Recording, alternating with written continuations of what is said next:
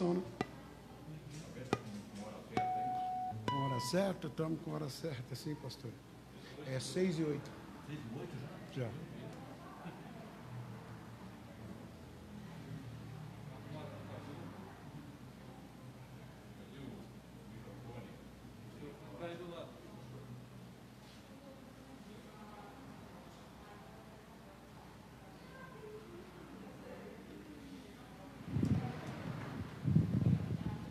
Está verde aqui, né? Tem que estar verde.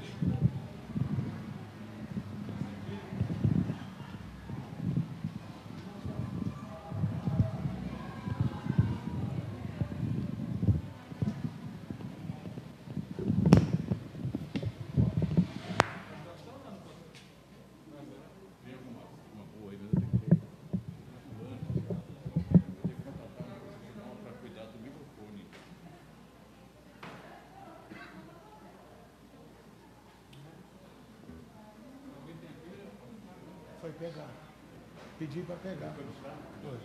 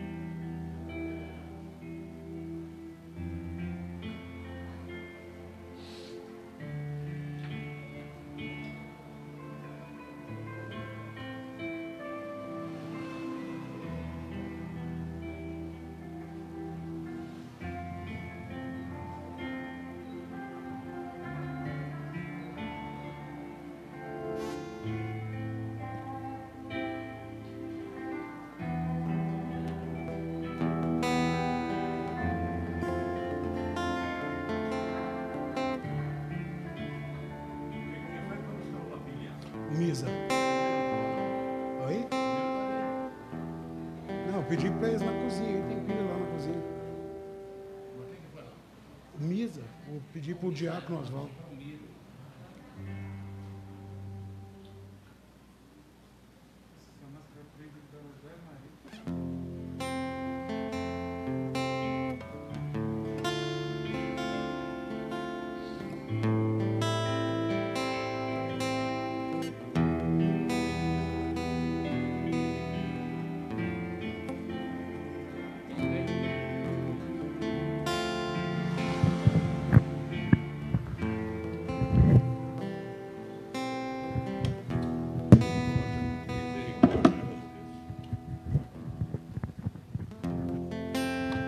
Som, aleluia.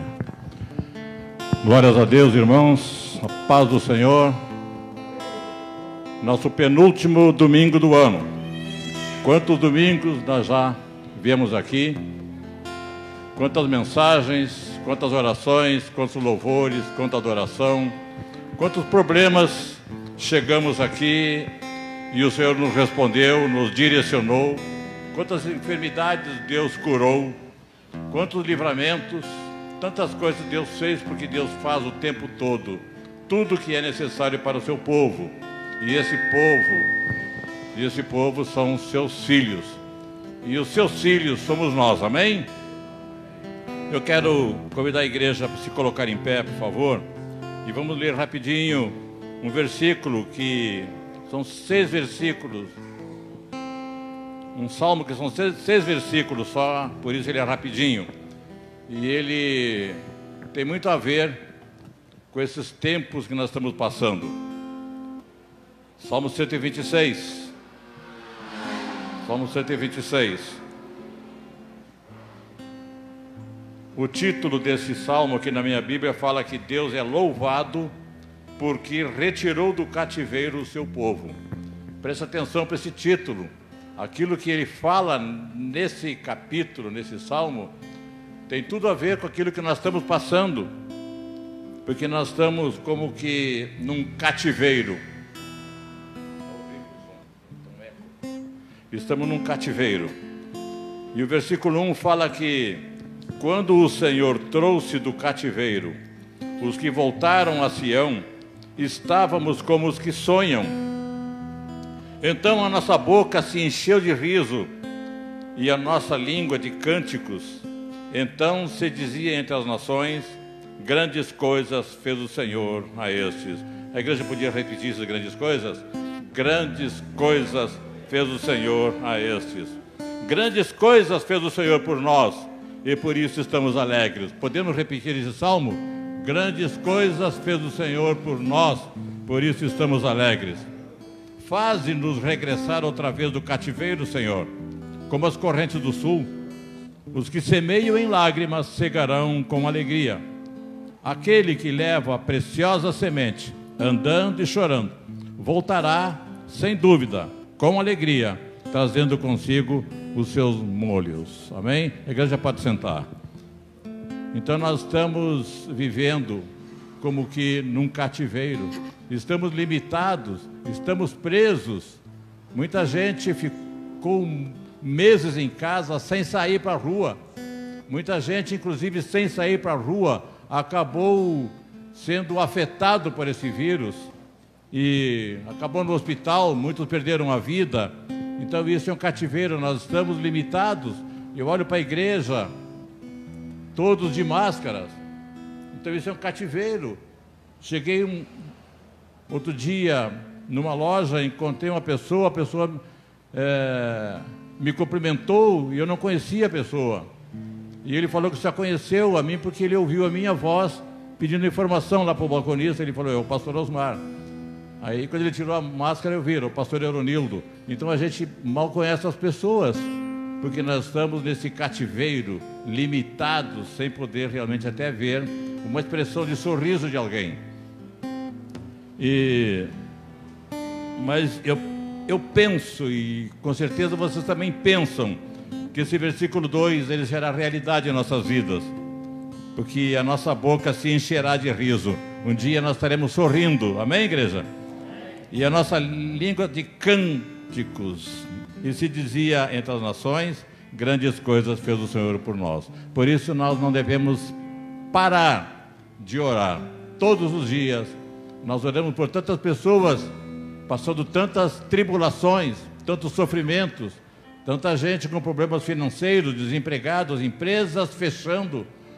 Uma padaria muito conceituada de anos e anos que a gente conhece ali no satélite fechou as portas. Os empregados, eu ouvi eles se lamentando numa rede social porque caíram muitas vendas e eles não puderam continuar com as portas abertas, que muitas vezes o custo não é alcançado por aquilo que vende, às vezes o lucro é pequeno e tem essas dificuldades. Então nós estamos num cativeiro, mas é por um tempo, amém, igreja? Porque há um tempo para todas as coisas. Eu quero declarar que há um tempo também de duração para esse cativeiro, que nós não sabemos, na expectativa que estamos de as vacinas terem bom êxito, serem eficazes.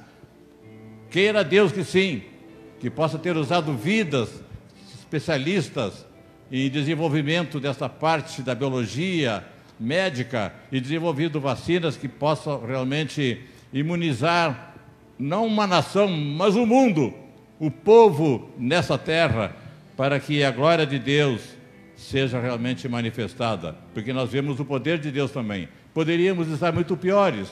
Glórias a Deus que nós estamos aqui, irmãos. Cada domingo nós estamos aqui e eu entendo que Deus tem nos sustentado. Nós nos cuidamos, mas quem sabe a gente não se cuida tão bem.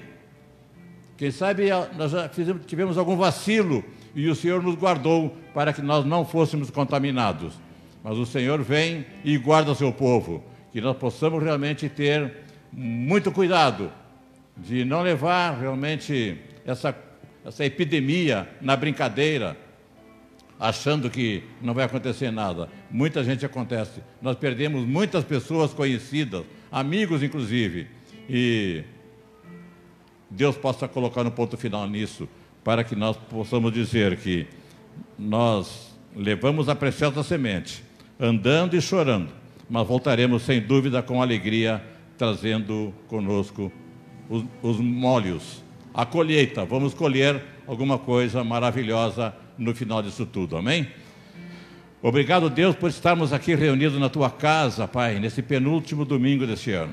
Obrigado, Pai, que nos tem guardado ao longo deste ano, porque coisas incríveis, inimagináveis aconteceram, que muitos nos entristeceram. Existem muitas famílias enlutadas, existem muitas empresas fechadas, existe gente passando muita dificuldade, e eu te peço, Pai, tem misericórdia desse povo, Senhor. Tu tem nos guardado, nós temos, Pai amado, mantido essa igreja com as portas abertas, porque o teu povo, Pai amado, nesse lugar, eles têm sido fiéis, Pai amado, e têm trazido a cada dia suas ofertas, seus valores, para que, somando tudo, nós possamos suprir as necessidades financeiras desta casa, porque tu tens suprido nossas necessidades espirituais, as quais nos fortalecem para que os nossos sentimentos não sejam abalados e nós possamos continuar fisicamente em pé, glorificando ao teu nome, em nome do Senhor Jesus. Abençoa, Pai amado, esse culto,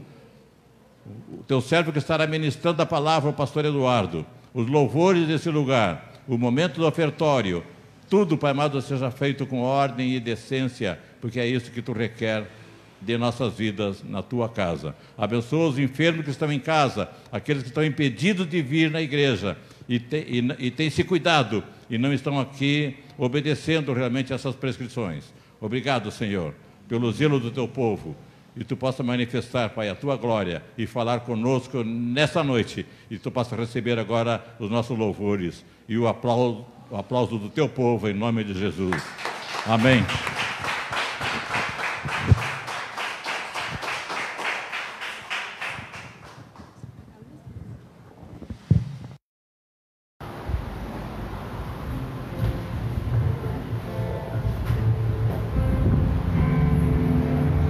Senhor, irmãos,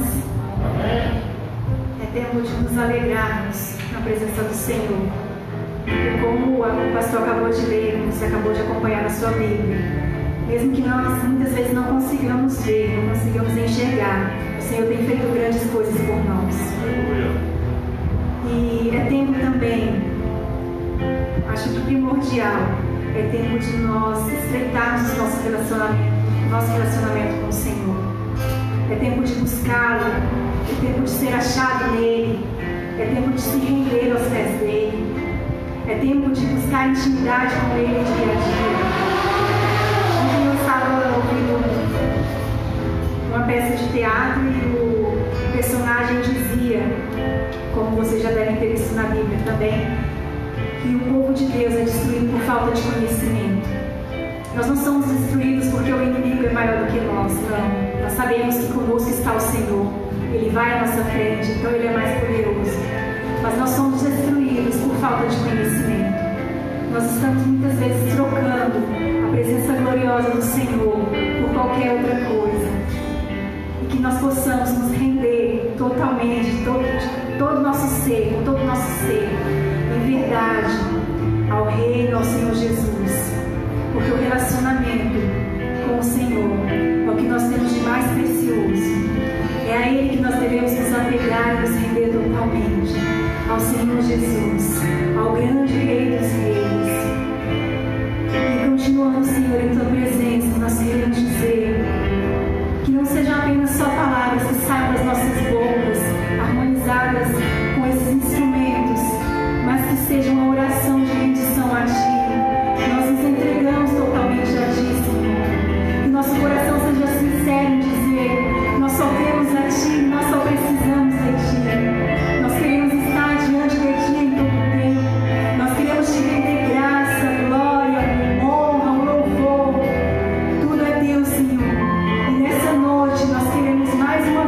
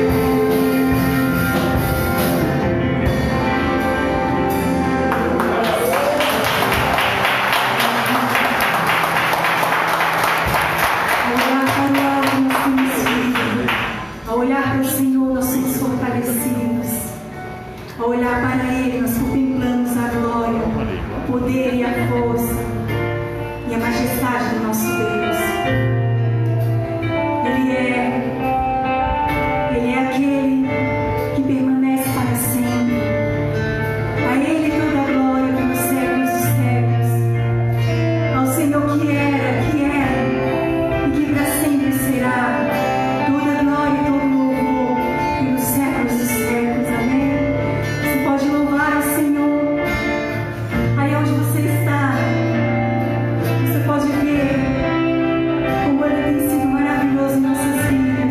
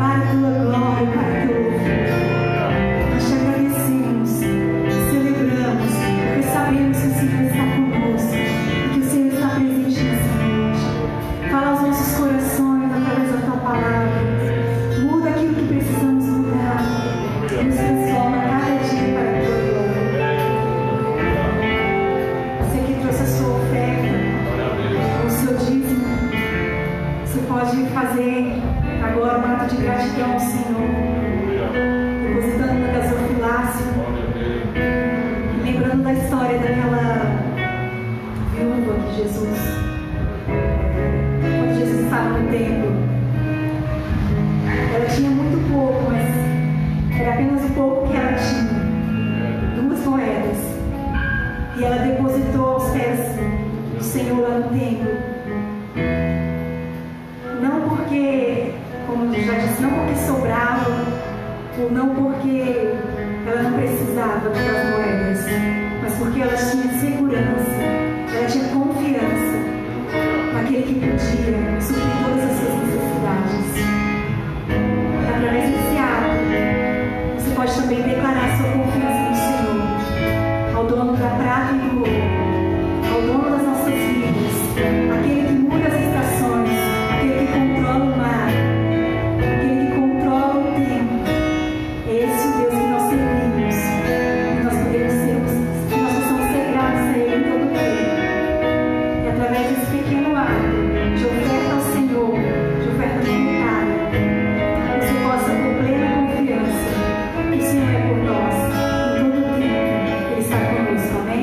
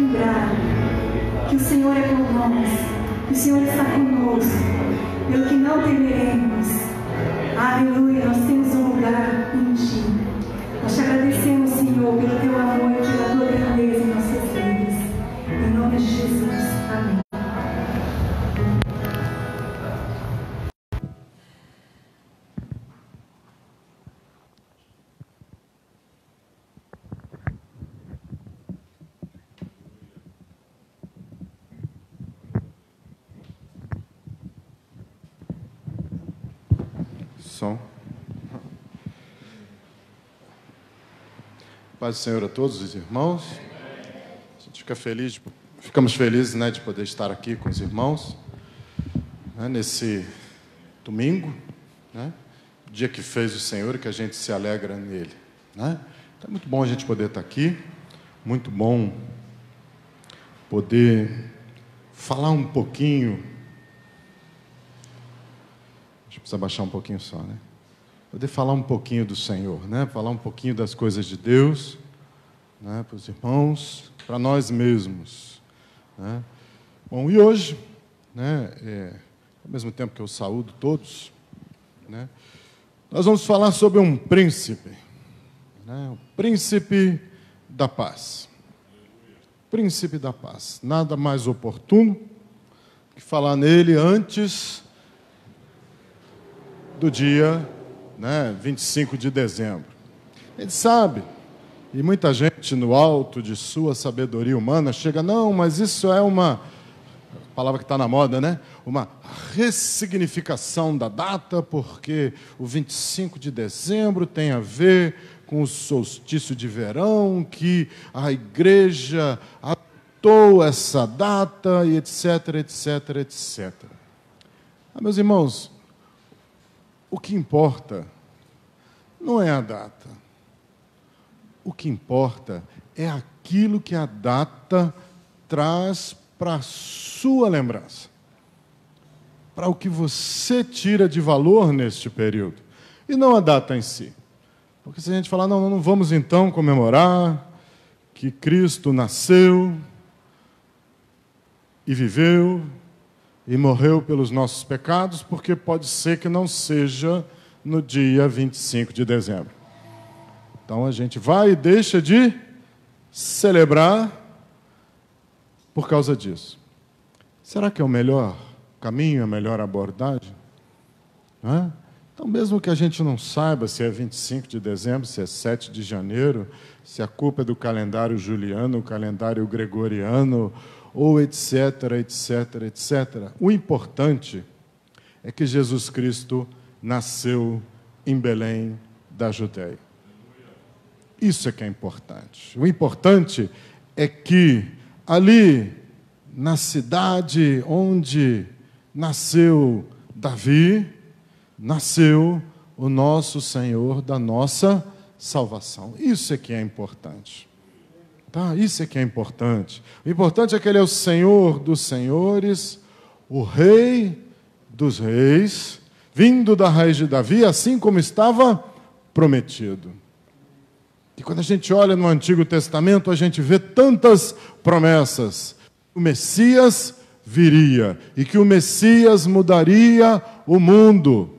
E Ele veio, e Ele mudou o mundo.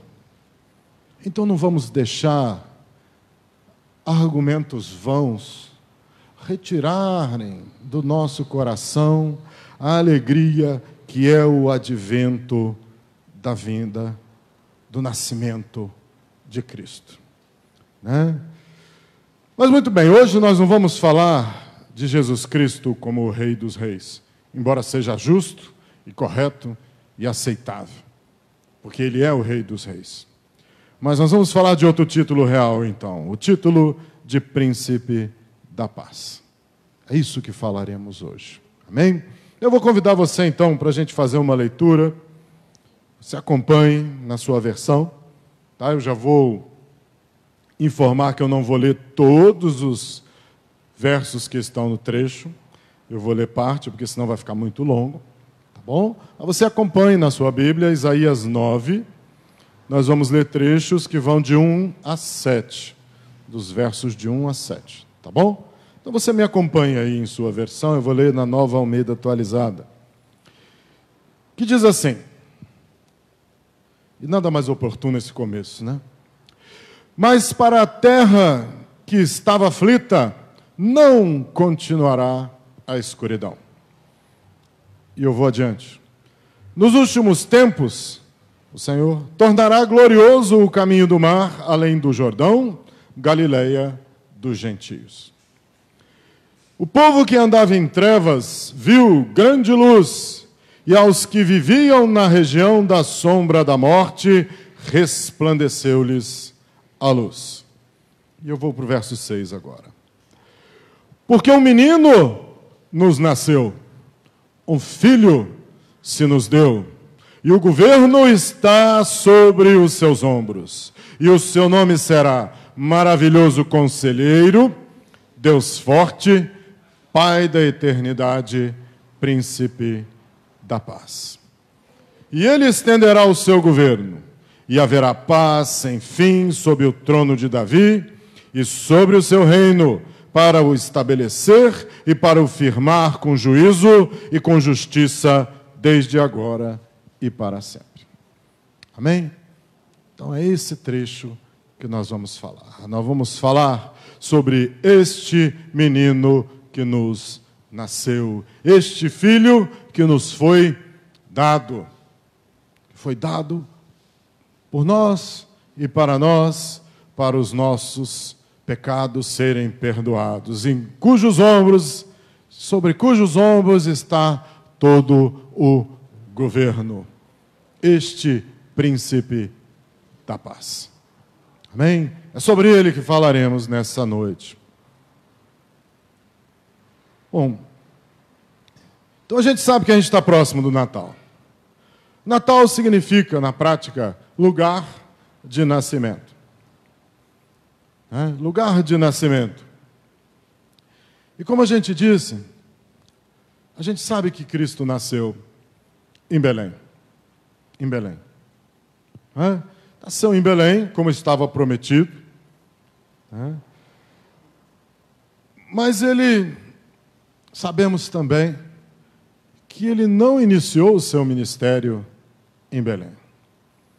Pelo contrário, quando ele declara: arrependei-vos, pois é chegado o reino de Deus, ele não estava em Belém, ele não estava em Jerusalém, que eram na Judéia. Ele estava numa região ao norte, que é mencionada nesse trechinho que a gente leu, que se chama Galileia. Galileia.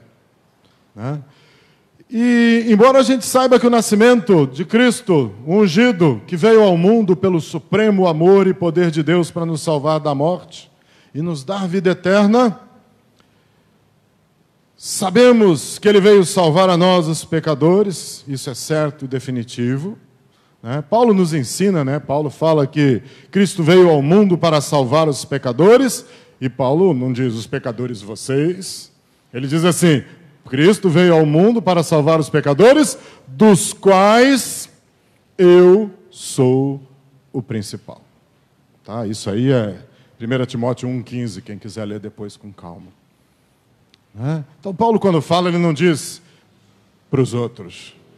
Ele diz: eu também sou pecador, eu também preciso de Cristo, porque não existe nenhum outro mediador entre Deus e os homens, senão Cristo o ungido. Porque ninguém mais deu sua vida para que outros pudessem ser salvos, não tendo culpa alguma. Isso é simples. O Evangelho de Cristo é simples. Todos nós somos pecadores, grandes pecadores, e precisamos ser salvos. E é para isso que Cristo nasceu, e melhor ainda, além disso, para isso principalmente que ele morreu. Então, o maior ato de amor de Cristo ao vir ao mundo foi a sua morte sem pecado, como o cordeiro dado no altar, para que a gente pudesse ter comunhão e paz com Deus. Mas nós vamos explicar isso, vamos conversar sobre isso. A gente sabe que esse ano a gente está vivendo um período difícil, um período, como está escrito aqui muito bem, a terra está aflita e em escuridão. Período difícil, a gente está vivendo uma pandemia que, infelizmente, traz muito do que há de pior nas pessoas. Porque quando o ser humano está em crise, ele volta, ele desce para o que há de mais próximo do nível básico, do nível instintivo, do nível em que ele deixa de ter solidariedade, amor pelas pessoas e passa a pensar mais em si mesmo. Porque não pensem, meus irmãos, que o ímpio não é capaz de amar e de fazer coisas boas. O ímpio, o que desconhece a Deus, também faz isso. A gente sempre conversa sobre isso aqui. A diferença do servo de Deus para aquele que não é que o homem natural paga o mal com o mal e o bem com o bem. Apenas aquele que conhece a Cristo paga o bem com o bem e paga também o mal com o bem. Essa é a grande diferença. E quanto maior a crise, menor é a tendência do homem natural de reverter seus instintos e tentar ao menos pagar aquilo que não é tão bom com o que é bom. Porque às vezes ele até consegue. Ele só não consegue fazer disso uma regra. Então, durante um tempo de teste, um tempo difícil, como esse que a gente vive, a gente vê a escuridão cada vez mais se multiplicar. vira o cada um por si mesmo. As pessoas diminuem o seu nível de solidariedade porque vão para o instinto cada vez mais básico, que é a sobrevivência. Tá? Então, nesses momentos, a gente tem que lembrar que a gente não está aqui para sobreviver. A gente tem que se lembrar que a gente está aqui para viver e viver em abundância. E essa vida em abundância é viver como Cristo nos disse para imitá-lo, por meio do seu servo Paulo. Muito bem, mas a gente vive uma epidemia, tempo de conflito, porque os conflitos vêm, né? Muita gente foi pega de celeiro vazio, né? A gente está aqui vivendo tempo de vacas magras, tempo de colheita ruim, e muita gente foi pego de celeiro vazio dentro de casa.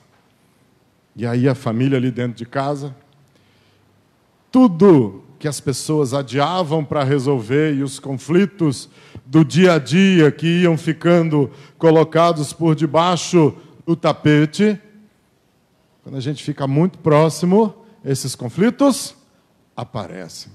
E aí não dá mais para jogar debaixo do tapete, porque a gente tem que olhar o outro e olhar, pior ainda, a si mesmo no espelho. E eu não estou dizendo celeiro vazio em termos financeiros, não só. Eu estou dizendo celeiro vazio mesmo em termos emocionais, em termos de relacionamento, em termos de família ou de proximidade às outras pessoas. Né? Muita gente foi pego de celeiro vazio. Então, tempo difícil. Isso gera conflito, porque aí, né, as pessoas começam a disputar o que está disponível.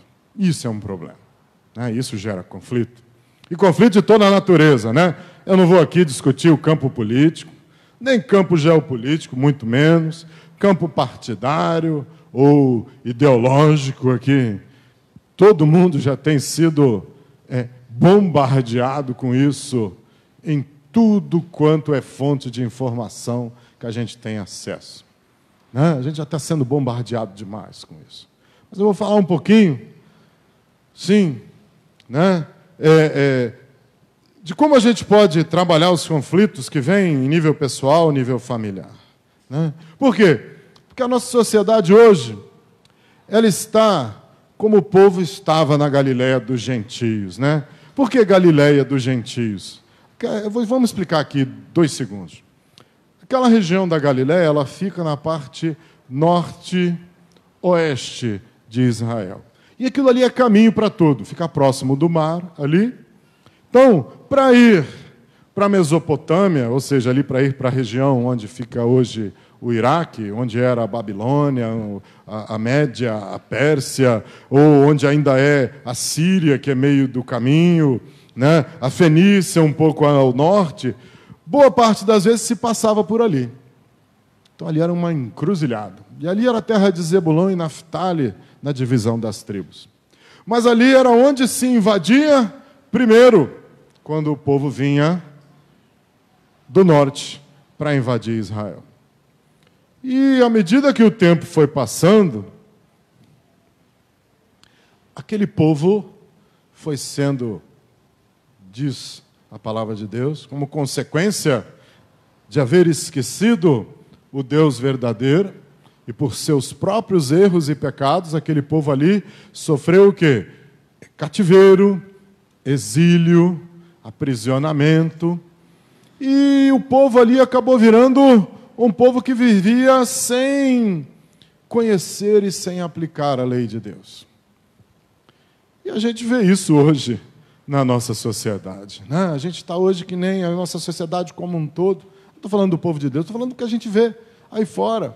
A gente vê uma grande mistura, uma grande miscigenação de conceitos cristãos, de coisas que a gente aprendeu na palavra de Deus, com adaptações ou misturas que vêm de muitos outros aspectos. relativizações da palavra de Deus. A palavra de Deus é nítida, é clara, ela é eficaz, ela produz efeitos, mas as pessoas estão relativizando, misturando conceitos, né? Desde questões de interpretação doutrinária, que não é o caso da gente discutir aqui hoje, mas também misturando com outras ideias que vêm de filosofias de terceiro. Isso não é novidade, Paulo já teve que lutar muito com isso, já, ainda que no começo da igreja, ele falava, olha, não misture as coisas, cuidado, não mistura na época, com as filosofias gregas. Hoje a gente tem muito mais coisa aí, todo mundo é sábio a seus próprios olhos, né? Mas o fato é que a nossa sociedade hoje está nessa escuridão, nessa encruzilhada entre vários caminhos, né? Uma mistura, uma miscigenação, como era na Galileia, de judeus com povos de outras nações. E isso faz com que as pessoas esqueçam que há um único caminho, né? Hoje se fala muito, não, vários caminhos levam a Deus, né?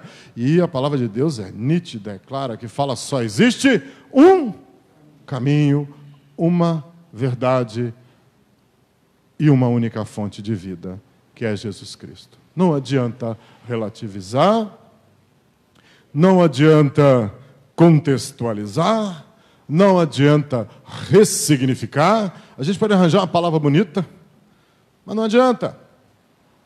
Tá? O fato é que a gente continua sendo assolado pelos assírios, pelos sírios, pelos midianitas, por todo lado na nossa sociedade, né?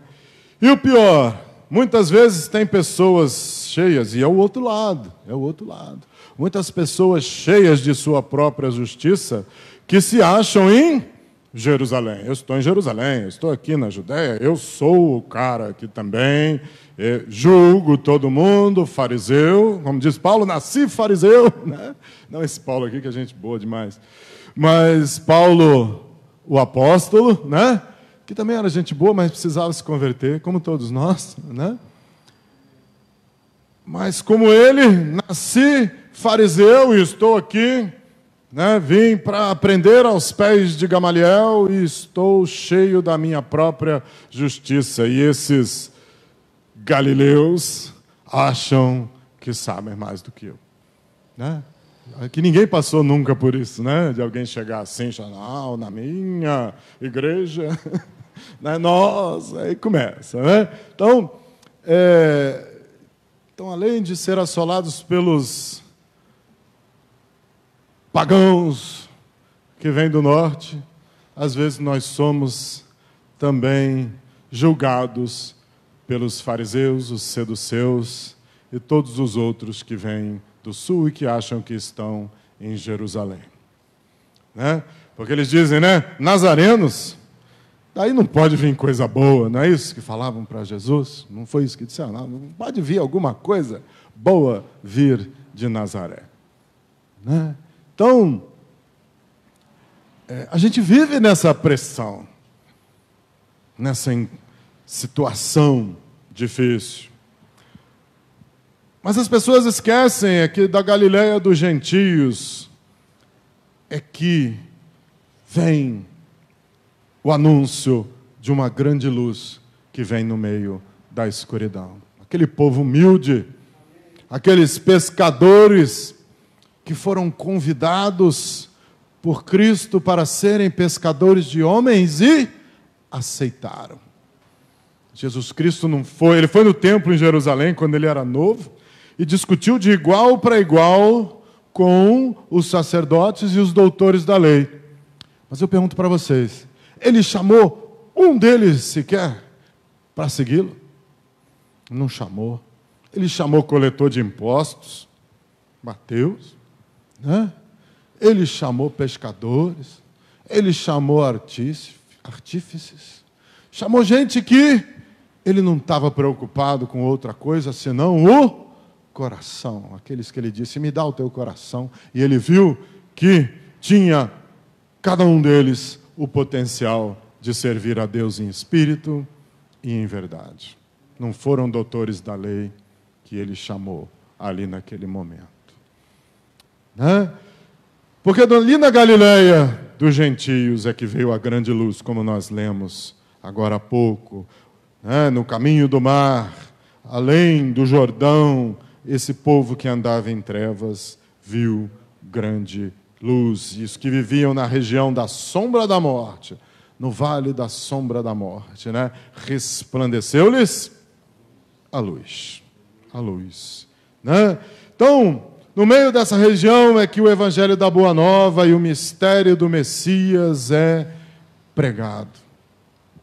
Ali que as pessoas entenderiam primeiro que um menino nos nasceu e que era profetizado que ele seria o príncipe da paz.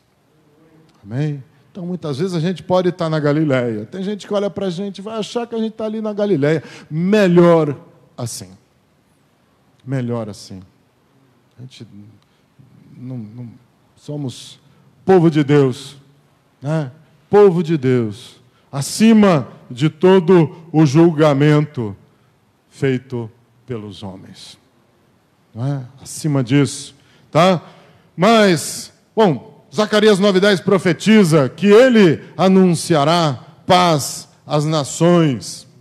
Mas eu não vou falar da paz que o príncipe traz para as nações, não. Isso já está muito bem dito, né? Mas eu vou falar aqui da paz que ele traz para você, para mim, como indivíduos. Porque Jesus Cristo é o Cordeiro Santo que nos trouxe a paz. Tinha um louvor antigo, né, que falava isso, o Cordeiro Santo que nos trouxe a paz.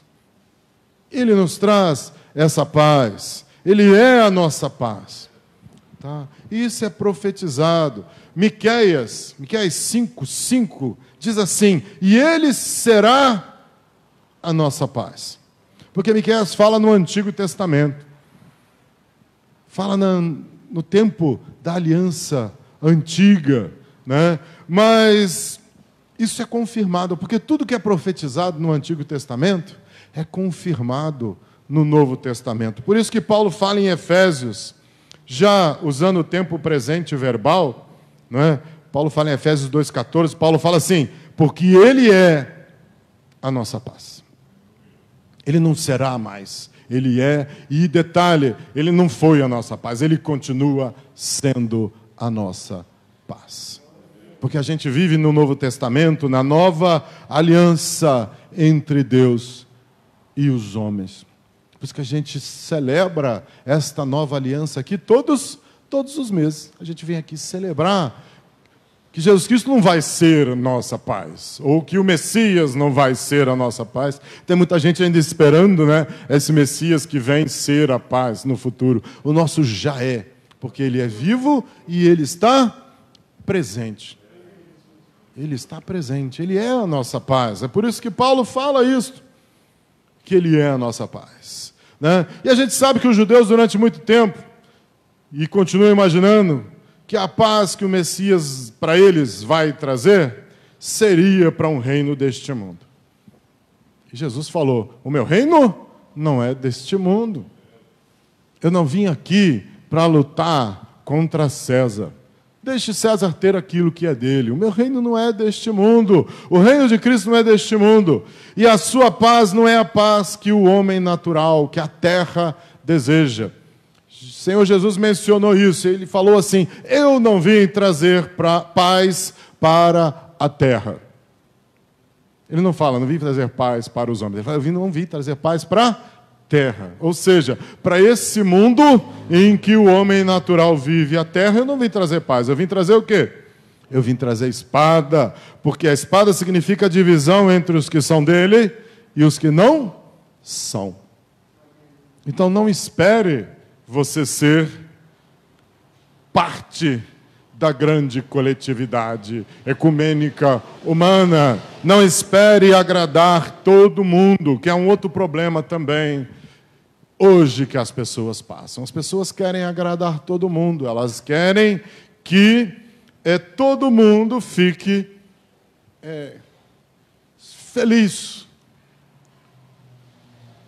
com aquilo que eles falam. Infelizmente não é assim, né?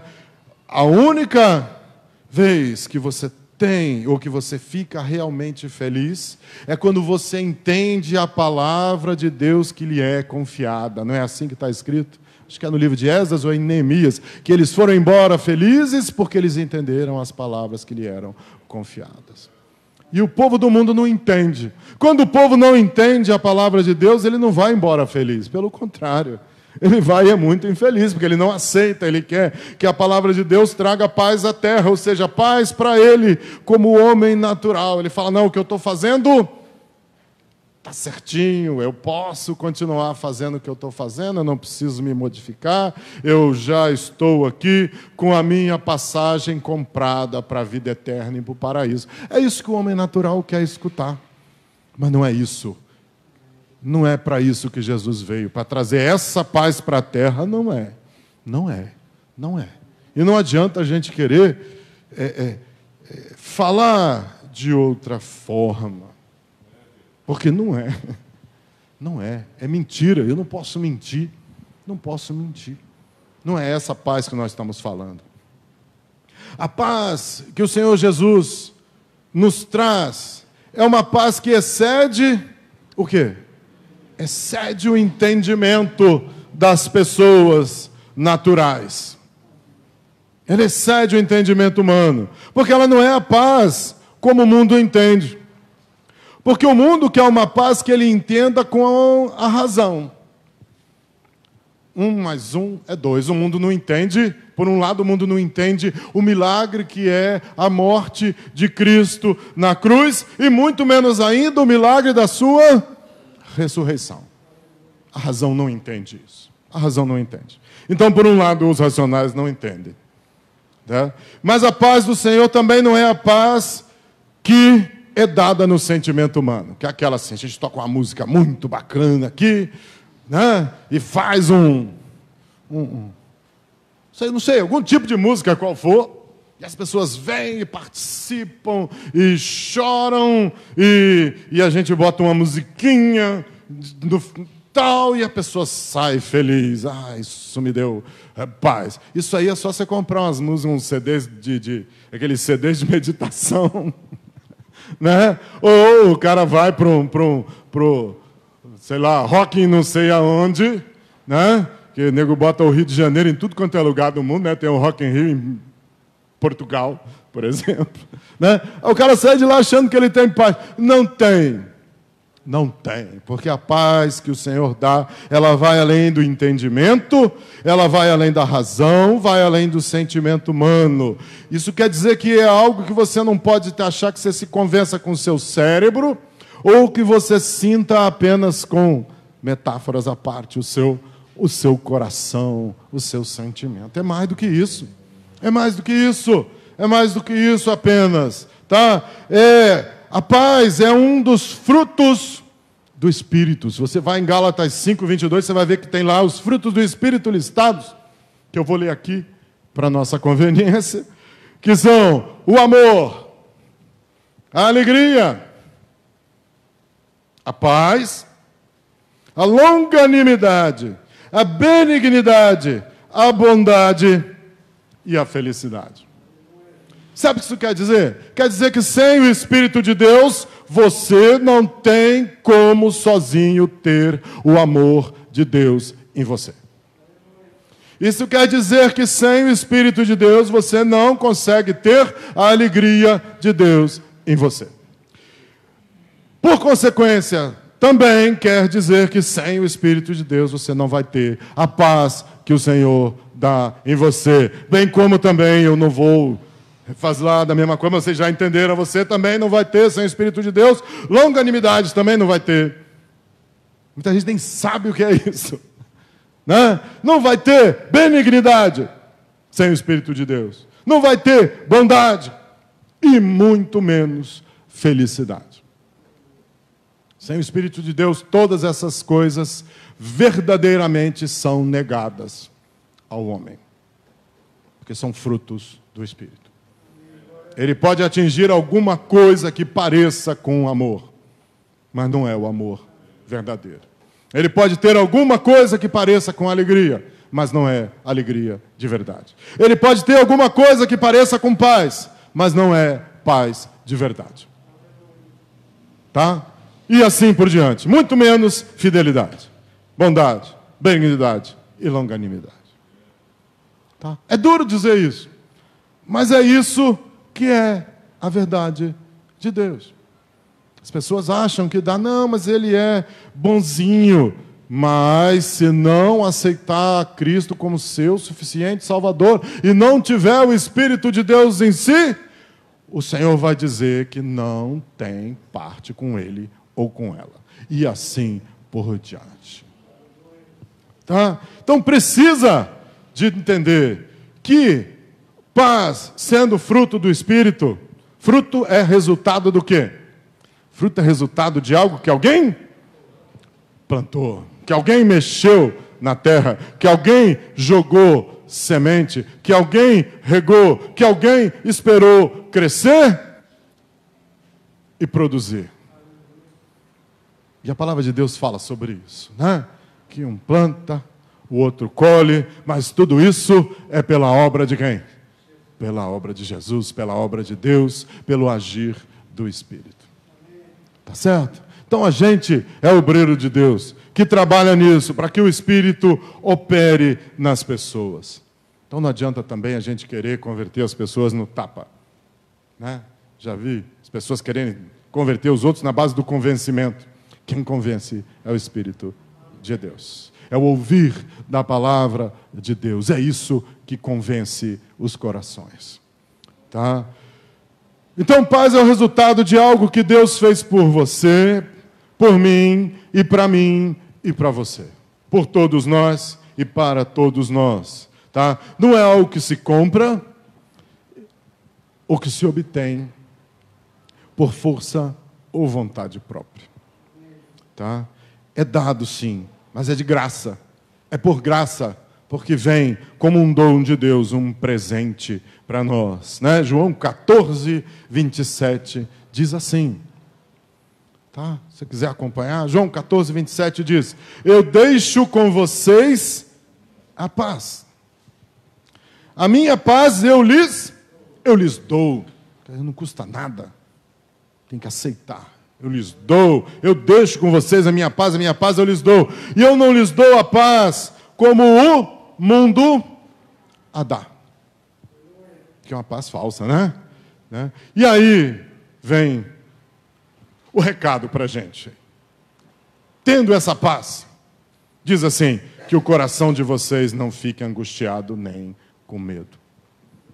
Então, tendo a paz, o fruto espiritual recebido como dom de Deus no nosso coração, a gente não fica angustiado nem com medo. A gente não precisa ficar angustiado nem com medo, porque vem, mas a gente, por força do Espírito de Deus, a gente diz, eu não vou ficar angustiado, eu não vou ficar com medo, porque eu tenho a paz que excede o entendimento. Não é uma paz racional, porque você vai olhar a situação, vai dizer, oh, não, meu Deus, meu Deus, meu Deus. Né? Não, também não é uma paz no sentimento, porque vai estar tudo contra você ali. E o seu coração pequenininho, angustiado, vai você dizer, eu vou ter paz sim. Porque a minha paz é a paz que não é a paz do mundo, porque ela não vem da minha razão e não vem do meu sentimento. Ela não vem de fora, ela vem de dentro. Porque ela está lá dentro de mim, o Espírito Santo que habita dentro de mim. É por isso que eu vou ter essa paz, e aí o meu coração não vai ficar angustiado nem com medo, porque vem lá de dentro. Vem como uma armadura que produz resultado. Vem como um fruto, porque foi plantada ali pelo Senhor, por meio do Espírito, e aquilo ali plantado vai abrir, vai florescer e vai produzir fruto. E eu não vou ficar angustiado nem com medo, não importa o que esteja acontecendo, os 10.000 que estão caindo à minha direita, e os 100.000, os milhões à minha esquerda, eu não vou ficar angustiado nem com medo, porque o Senhor é conosco. Jesus Cristo, além do príncipe da paz, ele é Emanuel, que é Deus conosco. Tá? É Deus conosco. Tá? Essa paz que é dada por Deus, essa paz vem da nossa fé. Essa fé que a gente tem, que é a nossa certeza da aliança e da bênção que a gente recebe de Deus. É isso. Esse é o ponto. A nossa paz é resultado dessa fé, dessa aliança, dessa bênção que vem por meio do Espírito que habita em nós. Porque sem Ele a gente não consegue fazer nada. Nada. Sem a presença do Espírito a gente não consegue fazer nada. A gente fica lutando com razão ou com sentimento, mas não consegue resultado. Tá? Paulo fala em Efésios 4:3, ele fala da unidade do Espírito no vínculo da paz. Ou seja, é a paz que nos une, que nos coloca um do lado do outro e juntos nós somos fortes, nós somos invencíveis em oração em Cristo Jesus e em seu nome, né? Paulo também em Romanos nos fala que a gente tem paz com Deus por meio de Cristo, que é o último ponto importante que a gente vai falar. Romanos 5:1 logo diz assim, né? Justificados, pois, mediante a fé. Romanos 5:1. Então, justificados mediante a fé, e ele continua, temos paz. Justificados mediante a fé, ou seja, pela fé, como eu disse, nós temos paz com quem? Paz com Deus, por meio do nosso Senhor Jesus Cristo. E é esse ponto que é importante também, né? Ter paz é ter paz com Deus. Olha que interessante. As pessoas pensam que ter paz é sair por aí cantando uma bela canção. Lá, lá, lá, estou em paz, estou em paz, estou em paz, estou em paz. Não, você não está maconhado espiritualmente. Tá, estou em paz aí, estou legal, em paz. Não é isso. Não é isso. Ter paz, meus irmãos, é ter paz com Deus. Então, ter paz é mais do que viver em um estado de equilíbrio budístico emocional. Tá? Ter paz é saber que nós que vivíamos em conflito com Deus no pecado e na escuridão, não vivemos mais. É o que a gente viu. Onde havia grandes trevas, se fez o quê? Grande luz. Tá? Isaías 9, nós lemos, o Cristo, ele nasce e nos traz essa reconciliação, esse conforto, essa certeza que pela sua morte na cruz foi derrubada a parede de separação que estava no meio entre Deus e o homem. A inimizade. Está em Efésios, a gente leu agora há pouco Efésios 4. Está lá em Efésios, tudo isso que eu falei, foi derrubada uma parede de separação que estava no meio. Diz assim, de forma bem redundante. Essa redundância não é minha. Essa redundância é de Paulo quando ele escreveu aos Efésios, para que não ficasse dúvida. A inimizade, a distância, a falta de amor que existia do homem para com Deus, essa inimizade, isso foi quebrado, o véu que se rasgou, que separava Deus dos homens, para que todos nós pudéssemos ter acesso e termos com Deus uma nova e eterna aliança. É isso que é ter paz com Deus, é saber que a gente não está mais separado dele, que ele está com a gente, você não está mais sozinho. Ter uma aliança com Deus. O que é ter uma aliança com alguém poderoso? É ter uma aliança com alguém que você sabe que quando vem o inimigo atacar você, você olha assim para ele e fala, tudo bem, você está vindo me atacar, mas olha quem está comigo, com quem eu tenho uma aliança, com quem eu tenho paz, com quem eu sou amigo, com quem eu tenho paz, e ele vai vir em meu socorro, porque se eu tenho uma aliança com ele, se eu estou em paz com ele, ele vem em meu socorro. Então eu durmo como? Eu durmo tranquilo, porque eu tenho paz com Deus. E ter paz com Deus é saber que ele não vai me abandonar. Ter paz com Deus é saber que aqueles que estão em suas mãos, ele de modo algum os lançará fora. Isso é que é ter paz com Deus.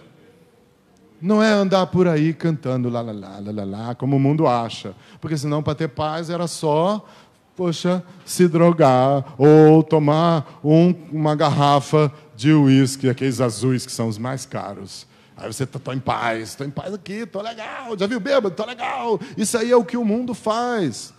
Nós temos paz, porque nós temos paz com Deus. Tá, nós estamos dentro de uma nova e eterna aliança. A inimizade que existia entre nós com Ele foi apagada, foi desfeita. Essa separação foi desfeita por meio de quem? Por meio de Cristo Jesus. Tá? Efésios 2, vai lá, 15 e 16. Esse é Efésios 2 que fala da inimizade. Tá? Mas eu vou ler o 15 e 16 que diz assim, de 2 Efésios. Cristo aboliu a lei dos mandamentos na forma de ordenanças, para que dos dois criasse em si mesmo uma nova humanidade, fazendo a paz. E reconciliasse ambos em um só corpo com Deus por meio da cruz, destruindo a inimizade por meio dela. Bom, então Cristo faz a paz. Quando ele se sacrifica na cruz, Ele faz a paz entre o homem e Deus. E Deus faz uma aliança conosco. E a gente pode viver em paz, porque a gente sabe que nós estamos guardados. Nós estamos guardados. Né? Nós estamos guardados. É uma música, né, do Michael W. Smith, que é a tradução, né, que o pessoal acha que eu estou cercado, mas não estou cercado, eu estou guardado por Deus. Não é isso? Então nós somos guardados por Ele, porque nós somos aliados dEle, nós estamos em paz com Ele. Né? O Senhor Deus estabelece com o seu povo uma aliança de paz. Números 25, 12 diz assim, Deus fala para Moisés, portanto diga, eis que lhes dou a minha aliança de paz. No Antigo Testamento, já como uma prévia do que viria. Né? Porque a paz de Deus, assim como a graça, é um dom, que a gente disse. É uma bênção, terminando, é uma bênção, né? Salmo 29, 11 diz que o Senhor abençoa o seu povo com paz. É uma bênção. Bênção é uma coisa boa. É um presente que Deus nos dá. E não é para quem não é dele, é para quem é dele, é para o seu povo. Está escrito, eles me chamarão, né, de seu Deus. Eu lhes serei o seu Deus e eles serão o meu povo. É o que está escrito. É isso, é uma bênção que Ele dá para esse povo que está no Salmo. Né? Se você for olhar, Paulo, nas suas cartas, ele gostava de abençoar os irmãos, em várias delas. Assim como Pedro e João também, nas cartas deles, eles sempre falam, eu vou ler só Romanos 1,17 para a gente encerrar, que ele diz assim, que a graça e a paz de Deus, você botar lá, procura lá no seu software, que a graça e a paz de Deus, você vai achar um monte de vezes Paulo falando isso nas suas cartas, você vai achar isso, Pedro falando em 1 Pedro, você vai achar João falando isso, que a graça e a paz de Deus, nosso Pai e do Senhor Jesus Cristo, estejam com vocês. É uma bênção, é o que a gente recebe essa graça, essa paz, e a gente leva no nosso coração, e a gente sai diferente. Tá? E é isso que eu queria falar para os irmãos. Mesmo com tanto problema, tanta dificuldade, tanta pandemia, um menino nos nasceu, um filho nos foi dado, e o seu nome será maravilhoso Conselheiro, Deus forte, Pai da eternidade, Príncipe da paz. Amém? E que a paz e a graça de Deus, nosso Pai, do Senhor Jesus Cristo, estejam com vocês e com todos nós, nesse ano, nesse Natal, nesse nascimento. Que a gente possa levar isso para casa, dentro do nosso coração, como um presente que o Espírito nos traz. O maior presente de Natal é esse, é a paz que excede o entendimento humano. A paz não como o mundo quer, a paz não como o mundo dá, mas a paz que Deus traz. A paz que excede tudo e todas as coisas. Amém? Então vamos ficar de pé. Não, posso encerrar? Tá. Vamos ficar de pé. E que a paz do Senhor Jesus, o amor de Deus, a comunhão, a consolação de Deus estejam sobre todos nós e sobre o seu povo, e que nós vamos em paz. Ele disse: a minha paz eu vos dou. Que a gente receba essa paz. Amém, e vá para casa feliz, tranquilo, porque a gente habita tranquilo, habita em paz, porque é esse o nosso Deus. A gente pode olhar o deserto, olhar as montanhas, olhar as dificuldades, mas a paz que excede o entendimento está ali dentro da gente. O nosso coração é enganoso, a nossa razão mais ainda enganosa, falaciosa, mentirosa, mas o que não é enganoso é o Espírito Santo de Deus que habita em nós. Esse não é enganoso, esse não é espírito de engano nem de mentira, ele é que convence de tudo e nos traz a paz. Amém? Senhor Deus, obrigado pela tua palavra nessa noite.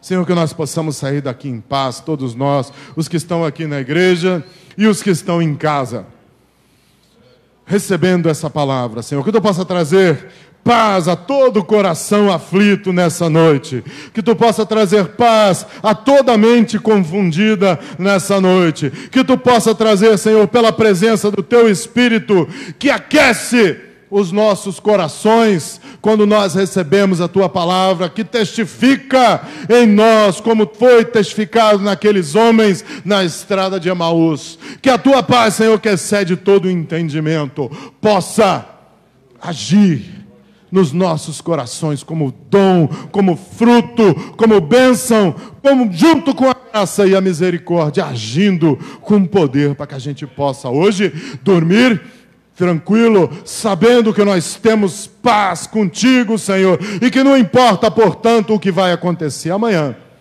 porque nós não sabemos o final do livro, mas nós conhecemos quem o escreveu. Aleluia.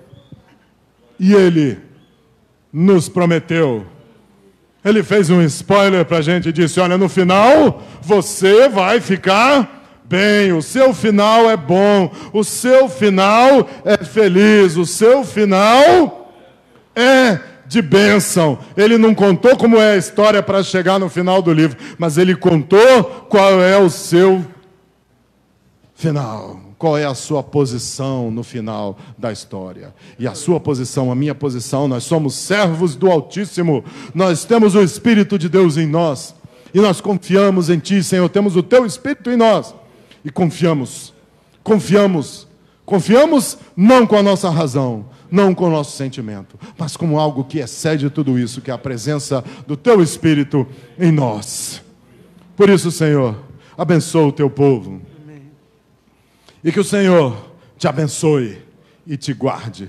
Que o Senhor faça resplandecer o seu rosto sobre ti e tenha misericórdia de ti. Que o Senhor sobre ti levante o rosto e te dê a paz, hoje e por todo sempre. Amém. Aleluia. Bom Natal para todos os irmãos.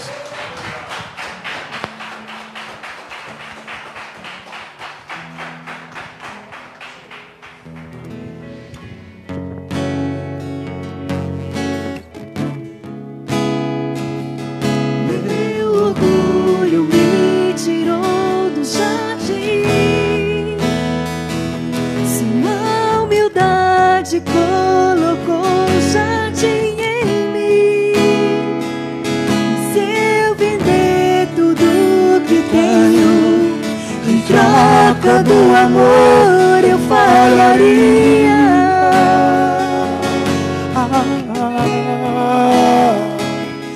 Pois o amor não se compra, nem se merece. O amor se ganha, de graça o recebe. E eu quero conhecer Jesus. Eu quero conhecer Jesus. Eu quero quero conhecer Jesus. Eu quero conhecer Jesus.